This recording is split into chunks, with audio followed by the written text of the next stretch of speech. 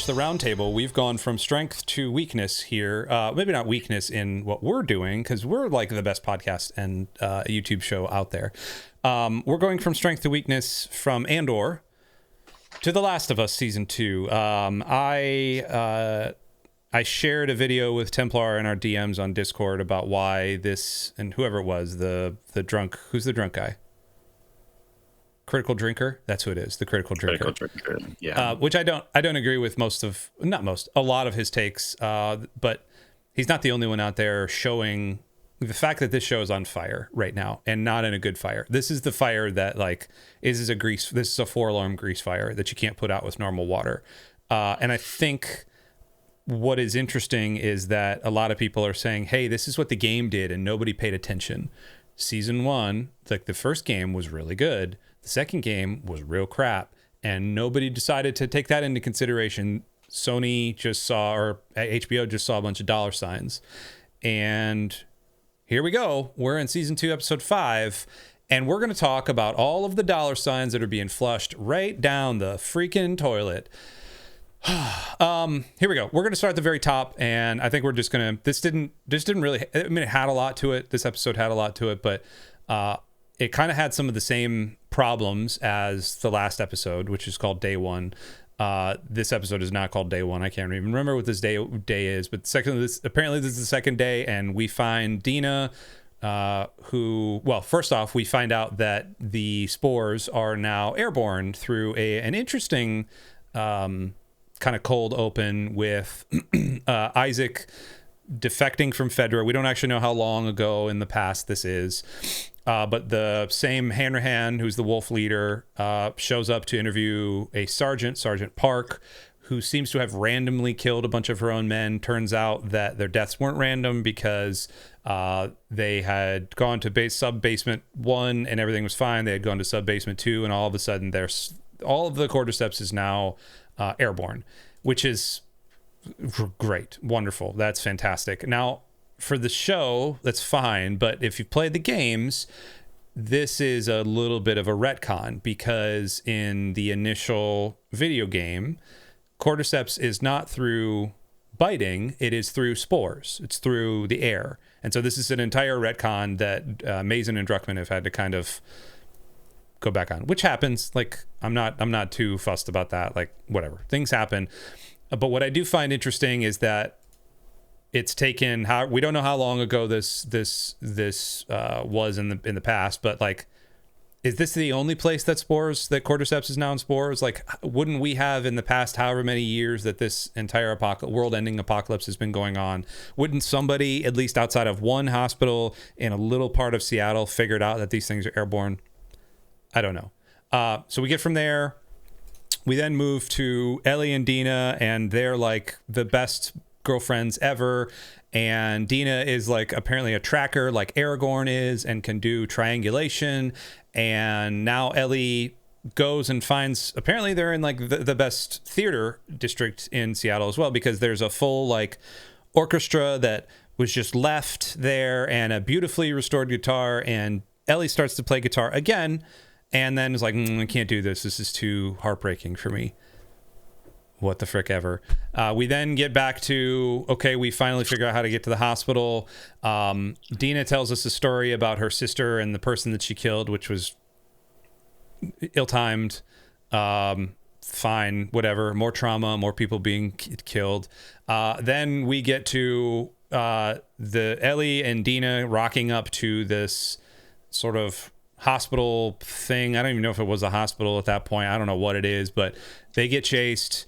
They get chased out of there. There's like some other stuff happening. They get chased, yada, yada, yada. Dina winds up with an arrow in her leg because they find some Seraphites, who are the cult people who gut that dude, which was really just disgusting to watch. And then we're now in a basement, and Ellie finds Nora. And she beats Nora in the head. That's the episode right there, man. I just did the entire episode. So what did I miss? And go back to whatever you want to go back to. Let's start at the very beginning then, and we can kind of just talk through things. Sure.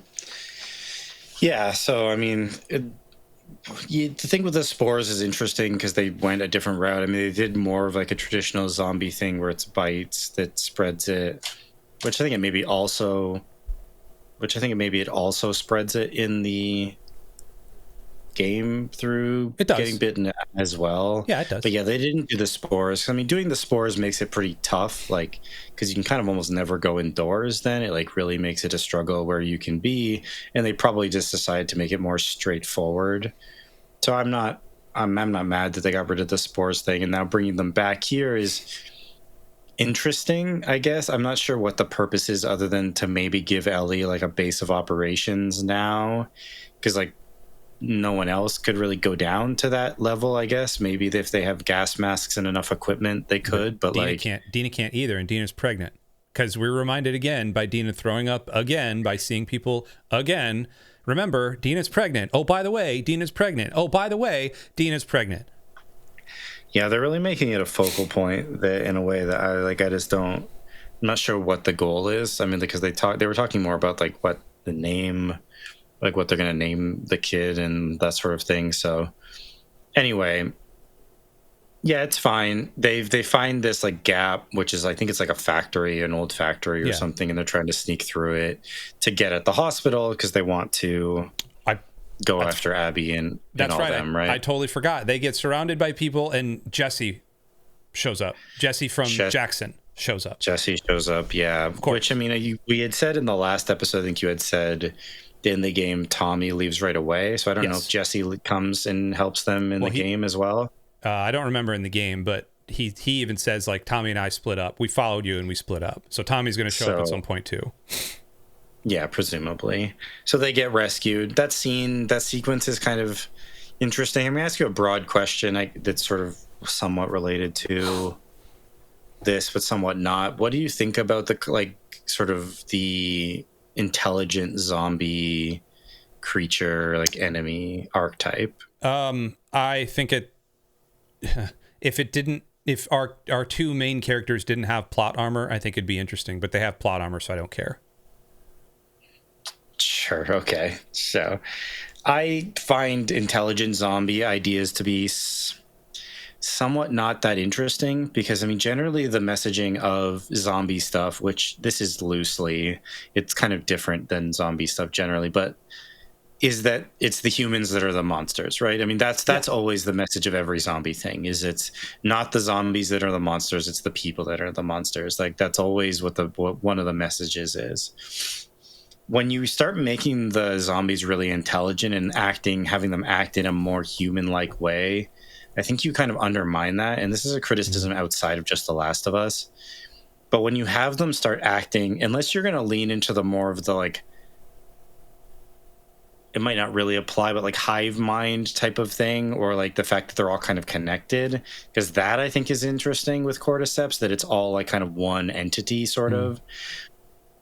If you want to lean into that, okay, but to have these more intelligent ones, to me, kind of undermines some of that narrative. Like, if you want to explore the human versus human element, okay, but then keep the zombie element sort of simple.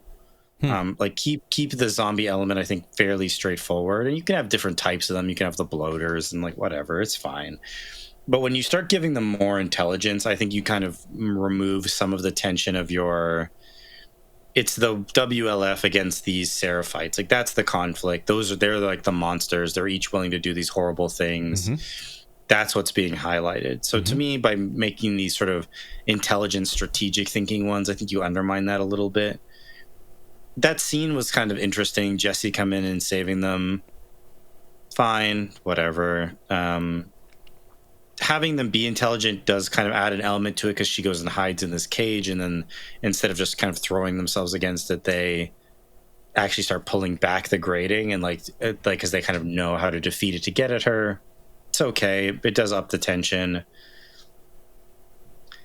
Seeing a little bit more of the Seraphites, I don't believe we saw Jesse and Dina escape, so I wonder if they got captured. So I wonder if we're going to get something there to see more of the Seraphite. Maybe. I mean, she gets an arrow in her leg. That's all we know. Yeah, and then so Jesse takes her and runs, and Ellie runs, and she ends up at the hospital, I guess. Yeah, somehow she got to the hospital. She didn't need triangulation to get to the hospital. Somehow she just runs through the park and then found her way there. Whatever. Okay, they need the plot to happen. Right. So maybe we'll see more of them. Again, I am somewhat interested in that conflict between the WLF and the Seraphites. So I hope we get a bit more of an exploration of that and less of a focus on Ellie and Dina, because I think they're not that interesting as characters and they don't play off each other particularly well. No, they don't. Like Joel, I mean, one of the main points that Critical Drinker made, and I agree that I don't agree with everything he says, but I think he did kind of distill this idea well of what some of the problems are here, is that Dina and Ellie are kind of too similar. And they're both similar in age. They're both kind of similarly snarky. And even though Dina's a little more upbeat, there's really just not enough difference between them to make the relationship that interesting. Yep. You really need a kind of counterpoint. You need like a Joel kind of character. And they could have even probably done that with someone like Jesse or like Tommy. Yeah. And maybe they will fulfill that role if we see more of them for the rest of the season. I don't know. But having the two of them is just really not engaging, because it's kind of just hearing someone talk to themselves almost. Yep. And like there's not enough, and this pregnancy element I think is not as compelling as they think it is with the amount of attention they're giving it. So it's kind of a struggle. And yeah, I agree with the plot armor. It's tough. Like they end up in these situations where there's no real way out. I mean, Jesse comes and rescues her. That's fine. But she was almost certainly bitten there, and she's trying to say she wasn't. But like there was like 4 of them on her. There's no way that she wasn't bitten. So that's another element they're kind of breezing over. I don't know. I'm less negative on this than you are. I think I've just kind of accepted that it's sort of whatever. And I'm kind of just along for the ride to see the apocalyptic world. And like, I like a post-apocalyptic stuff, and I like zombie stuff. And this is the kind of that. So even though it's not doing it well, there's kind of enough of an interest for me that I just want to see kind of what happens and where it goes. And I do want to see the revenge happen, which I hope happens.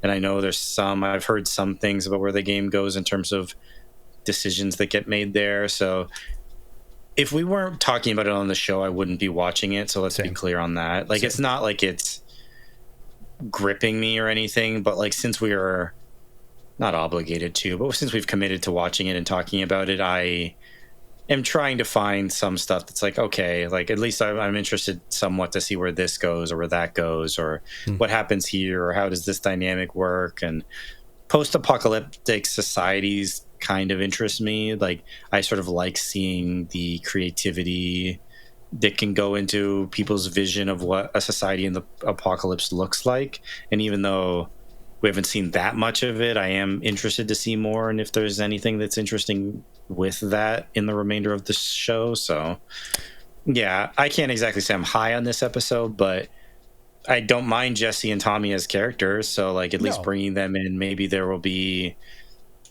something there, and maybe they can add a better dynamic between the 4 of them, assuming if the 4 of them are playing off each other, however that ends up working. The Spores thing is whatever. I don't know what their goal is with that, but Ellie kind of being able to stay at the basement of the hospital to kind of hang out and then maybe go up, because I was curious how they were going to go about the revenge plot. So there's enough here that I'm like, okay, they might do something cool with this that's keeping me. Well, then we get to the last little part of it, which is Nora, which was part of Abby's crew. Nora getting chased into the area. They fall through. Nora, and then you see Ellie putting her gun away and grabbing a pipe, essentially. And I will say the best, not best, because it's like murder stuff, and I'm not about that, but the way that they shot the very last little bit with Ellie and Nora, Ellie's face. This is again, I'm going back to Isabella Merced and Bella Ramsey are very good actresses. They really are. I just don't think they're being given a lot. Like, I'm not putting this blame on them. I'm putting this on Neil Druckmann on Druckmann in particular, because his writing sucks. His writing sucked for the second game, and his writing sucks for this as well. But the way that her face is, and you can probably see it coming up here. Well, they're showing it in the game right now where she's beating Nora, but the way that she ends up, like the look that she gives, just this like dead-eyed, there it is right there, that dead-eyed sort of like, it is, it's chilling how she does it. And like for a 21-year-old woman to figure that out, that's awesome. And then she beats her with the pipe because she can't figure out where Abby is. Like that's, and like, the irony there is, oh yeah, by the way, Joel got beaten with an object like this, and sure, that's like why they did it. Although, go ahead. Getting information out of her seems a little unnecessary because they established in this episode that they just talk openly on the radio. So presumably you could have just waited for Abby's voice to come up, or someone to mention, or like some kind of mention of her, and could have done it that way. So you probably didn't even need to interrogate her. Like she could have just like shot her in the basement or whatever. And I mean, obviously they needed her to get into, or the kitchen, they needed her to get into the basement. So whatever, they had this chase thing happen. That's fine. Right. But you don't need to, I mean, they established in this episode, you don't need to interrogate anyone essentially because they just talk about everything over the radio. Yeah. So like, you kind of don't need to get the information out of her. You could have just killed her and then waited. Yeah. So sorry, I cut you off. But no. That's fine. You're not wrong. I think, yes, and to your credit, like the overconfidence of the WLF is fascinating because they're technically at war, and wouldn't you think the Seraphites would pick up a radio and whatever? There's like plot holes upon plot holes here that is just like whatever. The other big plot hole that I'm finding is like, oh hey, by the way, so there's the cordyceps thing. That was the son. We're assuming that was the son, El Park, the son of whatever. But here's Ellie's face, like that just dead-eyed face, and like, cool, there's spores in the basement. How is it that they're allowed to live like 2 floors above this basement though? Like, do spores not travel like through the air inside? Like, what's going on here? Like, what's the narrative thing here? And then what the interesting thing is, Nora's like, he shot all those people, and Ellie goes, yeah, I know. So she knows what happened, even though she was out. So I'm assuming like in the next episode, they're going to go through, there's a flash. It's going to be a flashback episode. Yay. Hooray. And we're going to figure out what happened with Joel, and he's probably going to tell her about all the things that happened, and everyone's going to cry and all this other crap. Like, I don't care. But the core of it is like, man, there are so many freaking plot holes here. Like, I could drive trucks through the amount of plot holes here. And at least in the first season, like, yeah, there were plot holes, but at least you could paper over them a little bit with like, hey, at least like they're doing something with this story, and the story's at least moving in places. This, man, I just like, I don't care. I don't care. I'm watching it because you and I are watching it, and like, are they going to do the same thing that they did in the game, where they get Ellie and Abby to like and this is a spoiler. Like, you're not going to play the game, so you don't care. But like, Ellie and Ab, they're positioning them. They finally get to the point where they're going to have this conflict, and man, they're ready to. It's like anime. Like, they're ready to fight. They're ready to fight, and then boom, it's a flashback to Abby. What the heck? And then we get to go through Abby's story. Like, man, this is stupid. This is just stupid. And they're going to do the same thing here. And I'm going to be angry again. So I don't know. It's fine. Yeah, it's fine. I don't know. Watch something else. Yes. Like, unless you're really invested in The Last of Us, I just wouldn't recommend anyone really watch this show. Season 1 is fine. And season 1 worked better, although it had its own problems, especially with the characterization of Ellie compared to the game, because I think they were good at playing off each other. Yeah. Pedro Pascal and Bella Ramsey, again, like, as you said, she's a good actress. Pedro Pascal's a good actor. The stuff that didn't follow them, like with you said their names, but blanking on their names, and their kind of separate settlement. It's a good episode. They had these kind of side stories that were still very engaging in it. Oh, Bill and Frank. Yeah. Bill and Frank. That was a really good episode. Yes. Really good exploration of a relationship, of them, like the history of it and building up to where it was and how it got defended, and like, very well done. Really excellent episode. And the two of them played off each other well. Like, Pedro Pascal and Bella Ramsey played off each other well, even though the characters were definitely different from the game in ways that I think undermined the relationship. It still was good enough, and like the first season was solid, but their decision to essentially just do the second game and not change anything is really coming back to bite them, I think. Like, it's just, one, not everything that works in games works in television or movies anyway. Two, if you made big mistakes that were heavily criticized at the time with the second game, and then you're just doing all the same mistakes again, it just shows that I think they didn't take any of that in. Like, and also now, like, what is the third season going to be? Yeah. Like, so it seems like this is just going to be the second game in season 2. So then season 3, I guess, is going to be like, I guess, what happened with Ellie after the second game. I assume she survives the second game, and it's like, what happens with her later or something? Maybe she raises Dina's baby. Maybe Dina gets shot and has the baby. That's maybe what I want. Dina gets to the point where she has the baby, and the baby is premature, and Ellie runs away with the baby, and Dina dies.